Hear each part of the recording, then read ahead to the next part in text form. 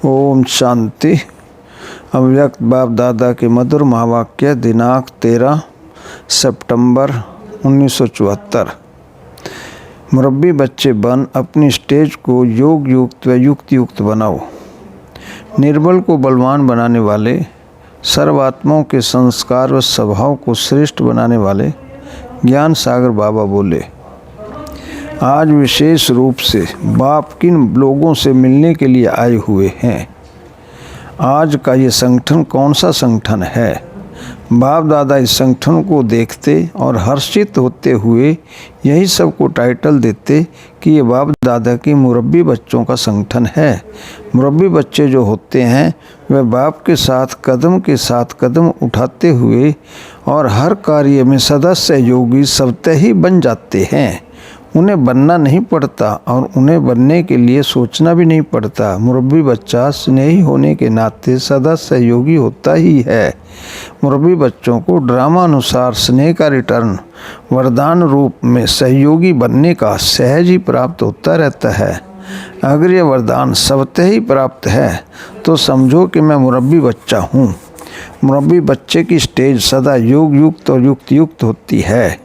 मुरब्बी बच्चा अर्थात बाप के समान सर्वगुणों का स्वरूप, जो बाप के गुण हैं उन गुणों को साकार करने वाला ही मुरब्बी बच्चा कहलाता है। ये ऐसा ही ग्रुप है और ये सर्विस के निमित्त बनी हुई जिम्मेदार आत्माएं हैं। ये तो सब कहेंगे कि सर्विस अर्थ निमित्त अर्थात बाप के गुणों को साकार करने के निमित्त इसको ही सर्विस कहा जाता है।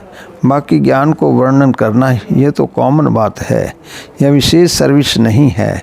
सर्विस की विशेषता अर्थात बाप के सर्वगुणों का स्वरूप बनकर बाप का साक्षात्कार अपने स्वरूप द्वारा कराना, सुनना सुनाना, ये तो द्वापर युग से चला आ रहा है। लेकिन आप विशेष आत्माओं की विशेषता किस बात में है।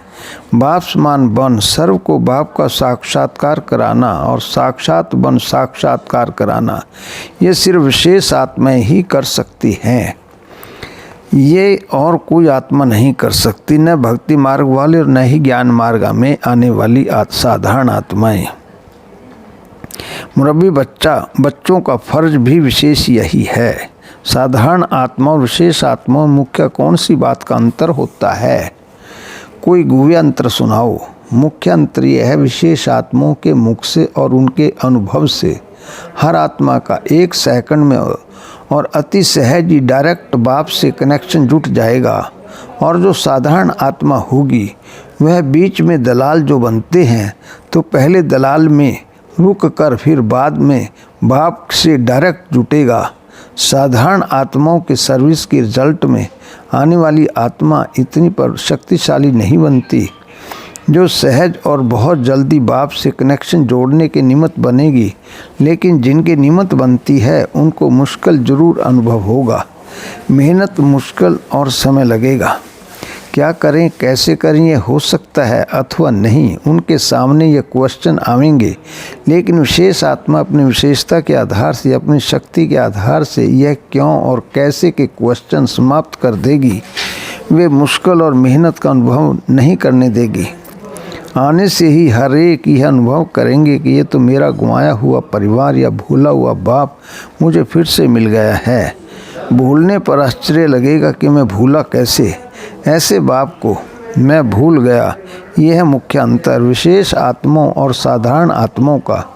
साधारण आत्मा प्रयत्न करती है कि बाप से डायरेक्ट कनेक्शन जुट जावे, लेकिन आजकल की निर्बल आत्माओं को सिर्फ अपना बल नहीं चाहिए, क्योंकि वे सिर्फ ज्ञान और योग के आधार से नहीं चल पाते हैं, बल्कि उनको निमित्त बनी आत्माओं की शक्ति का सहयोग चाहिए, जिससे कि वह जंप दे सकें।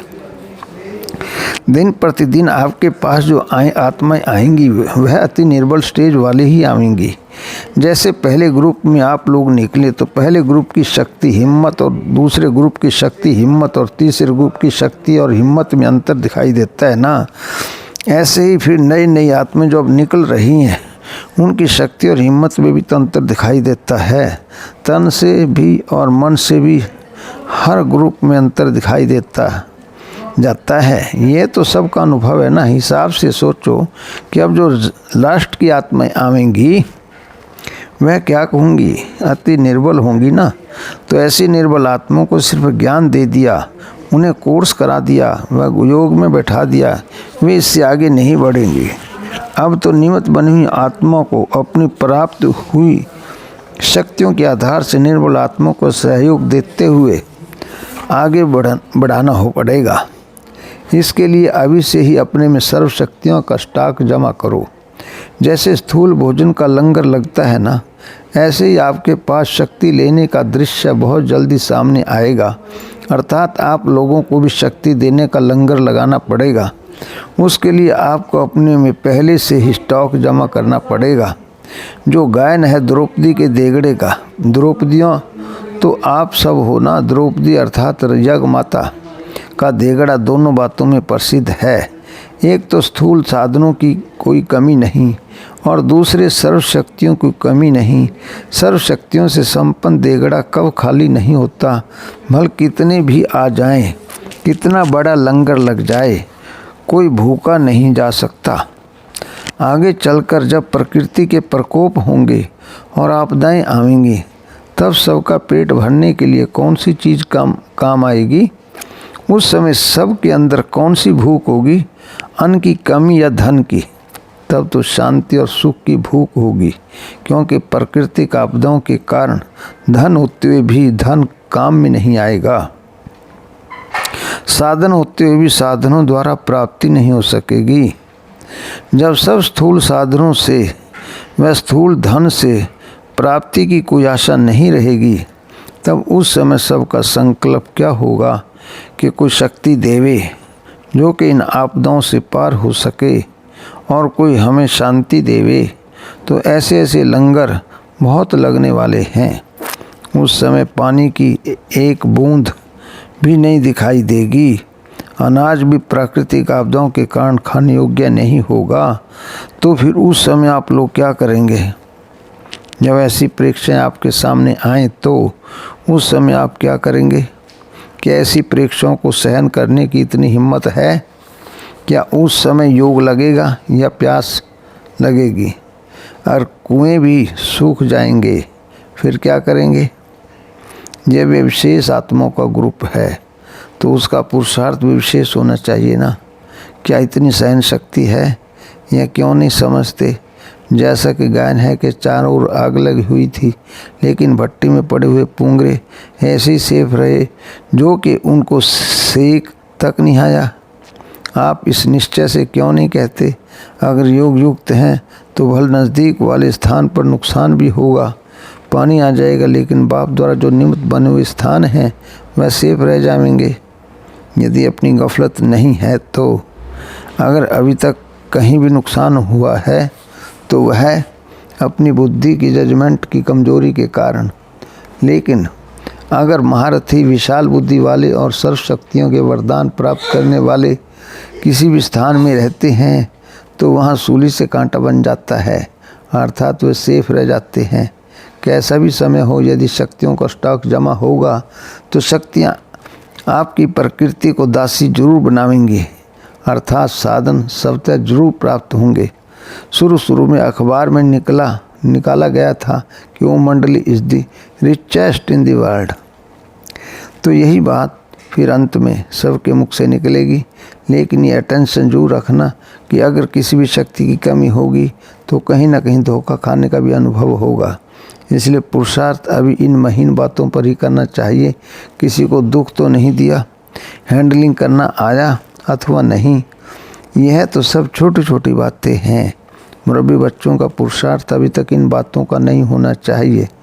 अभी का पुरुषार्थ सर्व शक्तियों के स्टॉक के भरने का होना चाहिए। मुरब्बी बच्चों के रोज़ के चार्ट की चेकिंग यह नहीं होनी चाहिए कि किसी पर क्रोध तो नहीं किया या कोई असंतुष्ट तो नहीं हुआ। ऐसी मोटी मोटी बातें चेक करना ये तो घुड़सवार व प्यादों का काम है। मुरब्बी बच्चों का पुरुषार्थ अभी तक इन बातों का नहीं होना चाहिए। अभी का पुरुषार्थ तो सर्व शक्तियों के भरने का होना चाहिए, कोई भी एक शक्ति का न होना, अर्थात मुरब्बी बच्चों की लीड से निकलना। ऐसे नहीं कि 6 शक्तियाँ तो मेरे में हैं और 8 शक्तियाँ में से 2 नहीं हैं, तो फिर 50% से आगे हो गए। इसमें खुश नहीं होना है। 8 शक्तियाँ तो मुख्य कहा जाता है, लेकिन होनी तो सर्व शक्तियाँ चाहिए। सिर्फ 8 शक्तियाँ तो नहीं है ना, हैं तो बहुत। बाकी ये तो सिर्फ सुनाने के लिए सहज ही हो जाए, इसलिए 8 शक्तियाँ सुना दी गई हैं। अब कोई एक शक्ति को भी कमी नहीं होनी चाहिए, क्योंकि अब जिसकी शक्ति की कमी होगी वही परीक्षा के रूप में आएगी। अर्थात हर एक के सामने ड्रामानुसार पेपर में वही क्वेश्चन आएगा। इसलिए सर्वगुण संपन्न 16 कला संपूर्ण मास्टर सर्वशक्तिवान बनो। अगर एक शक्ति की भी कमी है तो वे शक्तियाँ कहेंगे, न कि सर्वशक्तियाँ। मुरब्बी बच्चे अर्थात मास्टर सर्वशक्तिवान, मुरब्बी बच्चा अर्थात मर्यादा पुरुषोत्तम। जो है ही मर्यादा पुरुषोत्तम, उसका संकल्प भी मर्यादा के विपरीत नहीं चल सकता। जब आप लोगों की चलन को मर्यादा व ईश्वरीय नियम समझ कर चलते हैं तो आप लोग भी मर्यादा पुरुषोत्तम हुए ना। बाप दादा ने संगठन की रूपरेखा सुनी भी है और देखी भी है। बहुत अच्छा देखा और बहुत अच्छा सुना। हर एक ने अपना घाट तो बहुत अच्छा तैयार किया है। जब जेवर बनते हैं तो पहले सोने का घाट तैयार करते हैं, फिर ही उसमें हीरे जवाहरात जुड़ते हैं। तो जेवर तो बहुत अच्छे अच्छे ज्वेलर्स ने तैयार किए, डिज़ाइन भी बहुत अच्छे बनाए, लेकिन उनमें जो रत्न जड़ने हैं वह अभी तक नहीं जड़े। वह जड़ी तब होंगे जब प्लान को प्रैक्टिकल में लाएंगे। जेवर अच्छे तैयार किए हैं, अर्थात प्लान अच्छे बनाए हैं। अब यह देखना है कि हर एक कितने अमूल्य हीरों से अपने को अर्थात जेवरों को श्रेष्ठ बनाते हैं। अभी वह रिजल्ट देखेंगे। नॉलेजफुल तो बने हो, लेकिन समय के अनुसार आवश्यकता है पावरफुल बनने की। नॉलेजफुल के तो जेवर तैयार किए हैं और अब पावरफुल के नग तैयार करके लगाने बाकी हैं। घेराव अच्छा डाला है, 1-2 के हाथ में हाथ मिलाया है, तब तो घेराव हुआ है ना। अभी आगे क्या करना है? यदि कभी भी हाथ मिलाने वाला हाथ कमज़ोर हो जाए, वह थक जाए, तो भी उसको कमज़ोर बनने नहीं देना। वो ऐसे थके हुए हाथ को भी अथक बनाता, तभी सफलता होगी। इस संगठन की सफलता सिर्फ समय को बनाने में नहीं है, अपितु संगठन को मजबूत करना, सर्व साथियों को उमंग व उत्साह में लाना, यह है इस संगठन की सफलता। जब दूसरे की कमी को अपनी कमी समझेंगे तभी संगठन को सफल बना सकते हैं। एक की कमी को, थकावट व कमजोरी को देखते हुए समय को ऐसे के संग की लहर में नहीं लाना है। फलानी ऐसी करती है तो फिर मैं भी कर लूँ, फलानी ने किया, यदि मैंने भी किया तो क्या हुआ। ये संकल्प स्वप्न तक भी नहीं आने देना, तब समझो कि सफलता है। मधुबन निवासी भी लक्की हैं। मधुबन निवासियों के रिजल्ट उमंग, उत्साह और अथकपन में अच्छी है। बाकी आगे के लिए और भी माया प्रूफ बनो। जैसे वाटर प्रूफ होता है ना, ऐसे मधुबन निवासियों को माया प्रूफ बनना है, समझा।